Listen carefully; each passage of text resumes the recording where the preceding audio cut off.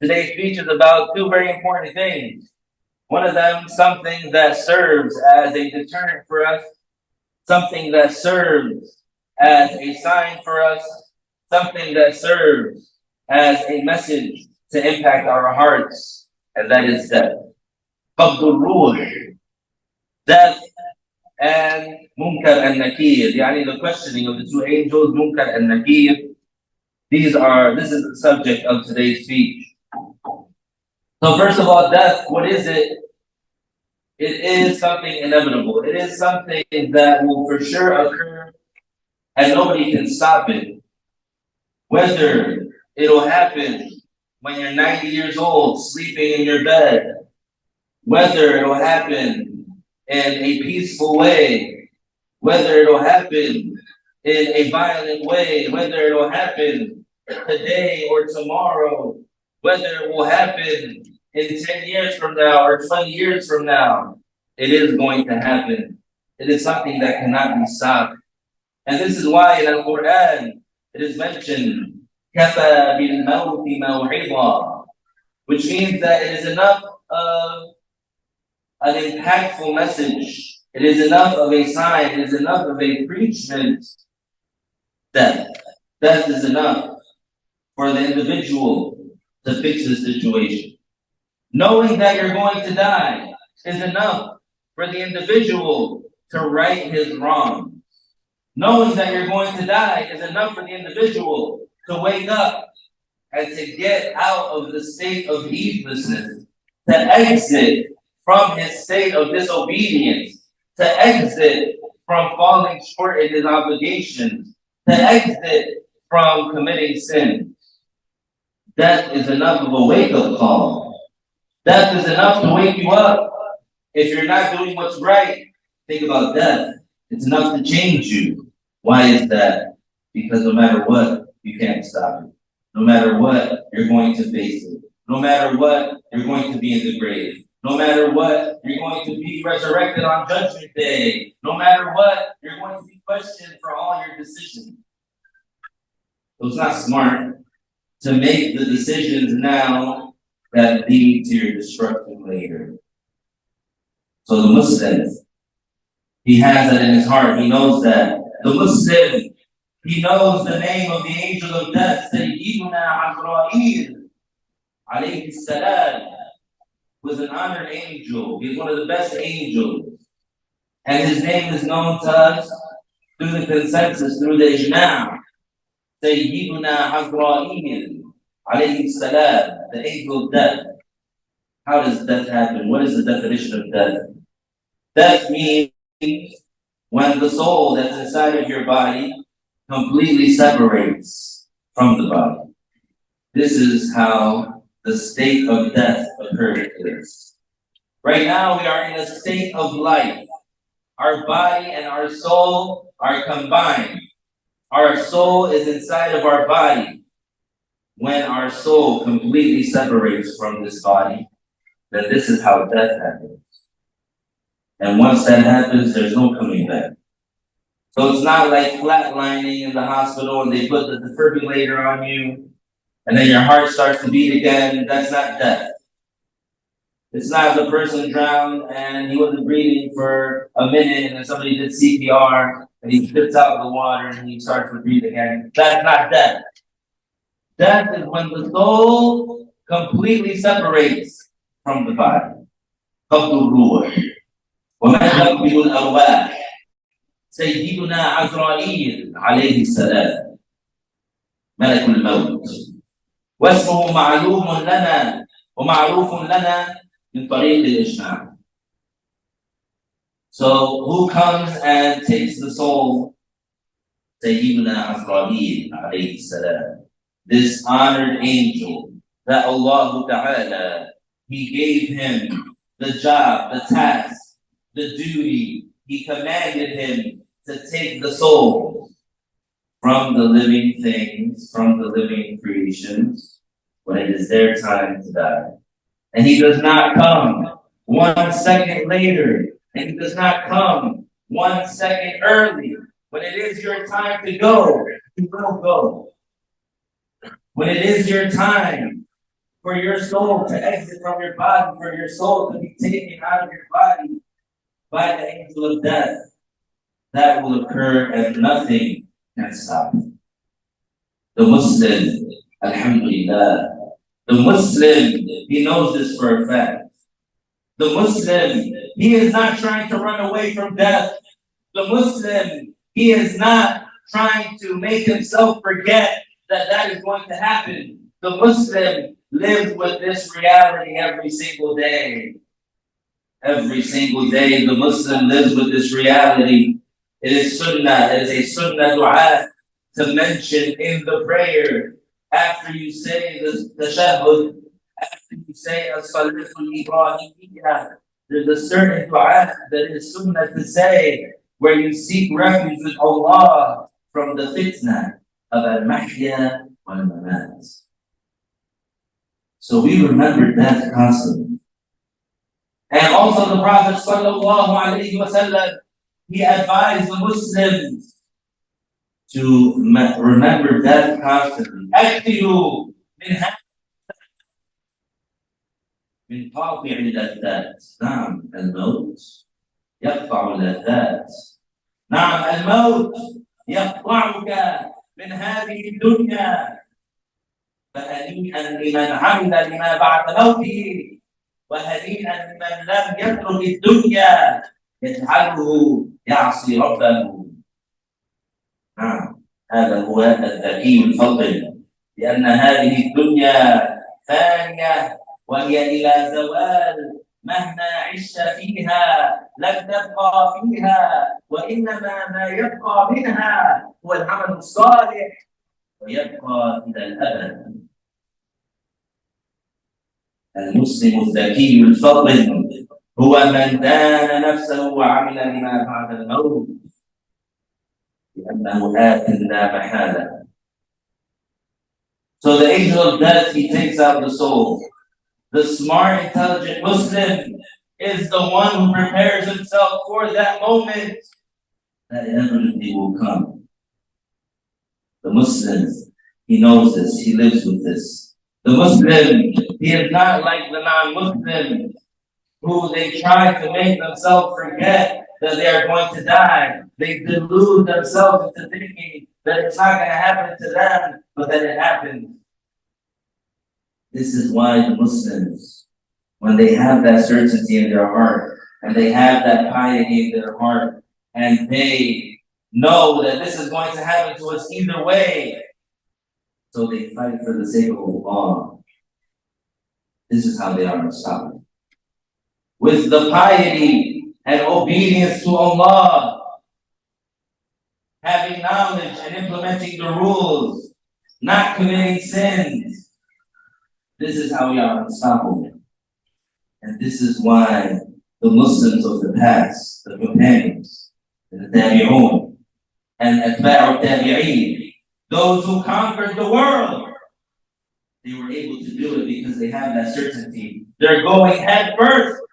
They're going head first into the difficult situation. And they want what comes after death more than any non-Muslim in this world wants to live.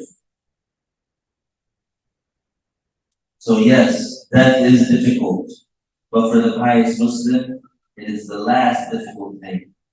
The pious Muslim, the pains of death that the pious Muslim experiences when he's dying is the last suffering that he will ever know. And after that, he only gets enjoyment. And after that, he only gets bliss. And after that, he only gets peace. And after that, he only gets enjoyment, tranquility, euphoria until no end. This is the mentality, the mind state of the Muslim. You know that this world is not all there is. As for Munkar and Nakir, these are two angels that are sent by Allah Ta'ala, that they question the dead in their graves. The dead in their grave. Now this is something that is specific to the nation of Prophet Muhammad sallallahu alayhi wa sallam. Munkar wa Nakir, Malakan. الله تعالى جعلهما لسؤال من في القبر.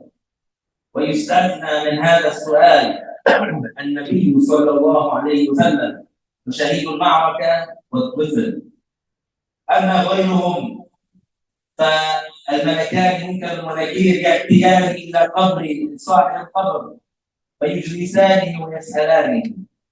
وهذا من خصائص الأمة المحمدية، هذا لم يكن في الأمم السابقة، هذا مما خصصه الله تعالى، خصص هذه الأمة به.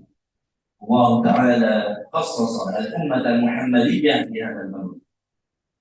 So these two angels, Munkar and Nakir, they come to the grave of the person, except for the Prophet sallallahu alaihi wasallam, the martyr of the battlefield, Shaheed al-Ma'rakah, the martyr of the battlefield, جعلنا الله وإياكم منهم آمين, the martyr of the battlefield, and the prepubescent child. These three are among the exceptions. They do not get questioned by Munkar and Nakir. Munkar and Nakir, they come to the person who's dead in the grave. They sit him up and they ask him questions. They ask him, ماذا كنت تقول في هذا الرجل محمد صلى الله عليه وسلم؟ المسلم يعرف الإجابة. المسلم يجيب الإجابة الصحيحة ويقول أشهد أن لا إله إلا الله وأشهد أن محمدا رسول الله. فيكون هذا المسلم من أهل السعادة. أما الكافر المكلف، يعني الذي هو عاقل بالغ وبلغه أصل دعوة الإسلام، هذا هو المكلف. الكافر الذي يكون مكلفا ومات على غير الإسلام ومات ولم يسلم، هذا الكافر سيعذب من حين الموت إلى ما لا نهاية. سيعذب.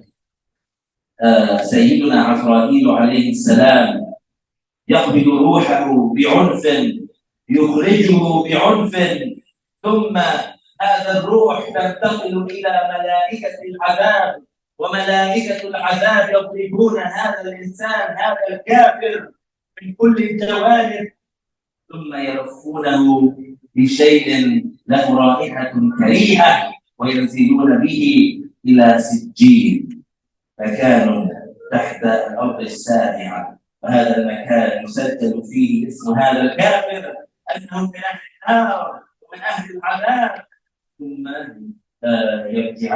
يرجعون به إلى الأرض لأجل الجنازة.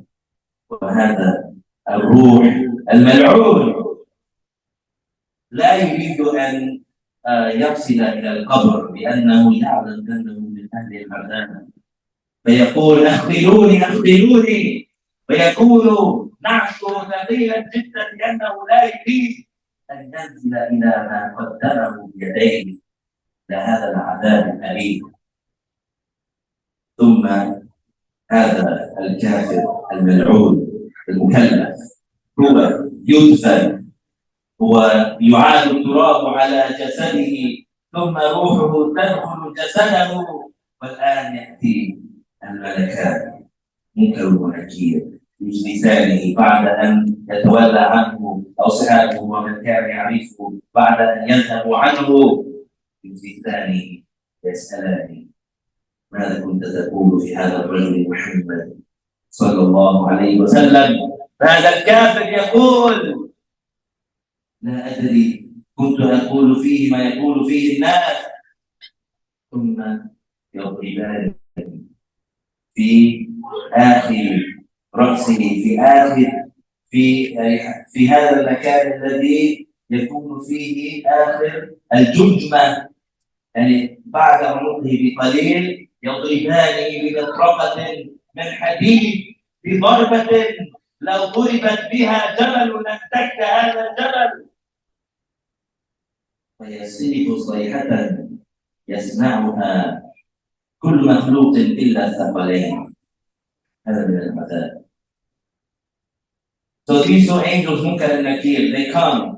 They question the person in the grave. We mentioned the exceptions who they don't question. The prophets from Allah, the prepubescent child, and the martyr of the battlefield. They don't get questioned in the grave. They have a special status. So these, they don't get questioned. Everybody else gets questioned. The Muslim gets questioned. Once the body is buried, the soul goes back inside the body.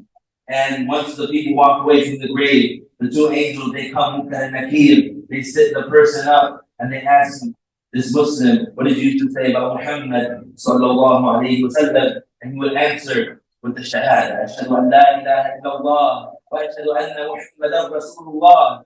And in another narration, the angels, they ask him, who is your Lord? Who is your prophet? What is your book and what is your religion? And so the Muslim will answer that رضيت بالله ربا وبالإسلام دينا وبمحمد نبيا وبالقرآن إماما, which means I accept Allah as my Lord, the Prophet Muhammad sallallahu alayhi wa sallam as my prophet, Islam as my religion, and the Quran as my book. So they would say, this is the right answer. We would say that, and then they would come to rest in his grave until resurrection. But the non-Muslims, the accountable non-Muslim. Who is the accountable non-Muslim? The one who is saying pubescent has received the basic message of Islam, which is no one is God except the Creator, and Muhammad is his messenger. And Muhammad is his messenger. That is the basic message of Islam. So if there's a non-Muslim, Christian, Jew, atheist, Hindu, whatever, fire worshiper, moon worshiper, sun worshiper, devil worshiper, fire worshiper, whatever the person is, if he has a mind, he's sane, he's not insane, and he's pubescent, 15 years and older, and he received the basic message of Islam. Someone he knows told him, no one is God except the Creator, and Muhammad is his messenger. That person immediately has to enter into Islam. And if he does not, and if he rejects, and if he says no, and if he objects, and he dies without being Muslim, that person is going to be tortured forever. When the angel of death comes to take his soul, he will rip out his soul in a violent way. And then his soul will be handed over to the angels of torture. And those angels of torture, they will beat him up. They will make from all sides, this was mentioned, from all angles. Then those angels of torture, they will take that soul, that damned soul, they will take it to a place called Sijil, which is under the seventh earth. It is a place of torture, but it's not hellfire. It's a place where the damned souls, they will be registered that they are among the people that dwell in hellfire forever. The people that are going to be tortured forever. And oh yes, we see the wisdom behind the existence of hellfire, especially nowadays. Even before that, we have seen the wisdom, but now most of the world sees, all of the world sees the wisdom behind hellfire and why there will be some people who will go to hell forever. We see the wisdom. So then the angels, they bring that soul back up to the earth, and then that soul is going to follow its funeral procession, and it's going to say, don't take me, hold me back, because the soul knows that it's going to be tortured in the grave. He doesn't want to get what's coming to him. He doesn't want to get the consequences of his own actions, of what he did with his own hands, what he said with his own tongue, what he believed in his own heart. Every button that was pushed, every keyboard stroke that was speaking evil, every word that they said speaking evil, you're going to be judged for it, you're going to be tortured for it. Then finally, the body is buried. Then finally, the people walk away. The soul enters the body, and they are conscious again. Those two angels, they come. And guess what? They look scary. Naturally, they were created to look scary. Their color is like a deep blue. It's black mixed with blue. So it's a dark blue. And they have eyes that are like embers. And their voices are like thunder. And they have like fangs, or they have like tusks that they use to dig up the earth. And some narrations mention that they have hair all the way down to the ground. They come in a scary shape. The Muslim, the pious Muslim, of course, won't be scared of them. Allah will make his heart firm. The non-Muslim will be horrified and terror. As we see them now, those that have those weak hearts, those cowards, when they see something that shows them the reality of themselves, that shows them the ugliness of themselves, they become terrified. They don't want to see it. They will become terrified by these angels. They sit them up and they ask, what did you say about this man? He would say, I don't know, I just used to say what everybody else would say. They would, and then those two angels, they would take something like a hammer, like a mallet, and they would strike the base of the skull, and they would hit him so hard that if a mountain was hit with that force, the mountain would crumble. And that non-Muslim, that kafir, accountable non-Muslim, he will scream a scream that will be heard by all the creations except the humans and the jinn. The humans and the jinn, they have been spared from hearing those screams. But the other creations, like animals, they can hear it. And their torture begins, the torture of their grave begins. And that non-Muslim will be tortured in the grave with fire, with scorpions, with the insects eating their flesh, with serpents. The grave will shrink on them until their ribs interlock. They will feel everything and see everything. They will be conscious, just like we are right now. They will feel it all. They will see it all. And then once their body gets consumed by the maggots, by the insects, and they felt that torture, their body is decayed, their soul goes down to a place called Jinn, which we talked about earlier, where their soul will remain tortured until Judgment Day. And then on Judgment Day, they will be resurrected, and they will be dragged on their faces, and they will be tortured more. And the torture will not stop, will not cease, they will get no relief. And then on Judgment Day, they will go through the torture, and then they will be thrown into hellfire. They will dwell in there forever. So remain patient. Think about death. Work for yourself. Benefit yourself. Learn the obligatory knowledge. Fulfill all the obligations and refrain from sin. Prepare yourself for the inevitable day, for the inevitable night, in which you will die, in which your soul will completely be separated from your body, and you pass on to the hereafter. And the ones who are Muslim, they obey Allah, and they did not commit any sins. Those have won the greatest victory. أقول قولي هذا أستغفر الله لي ولكم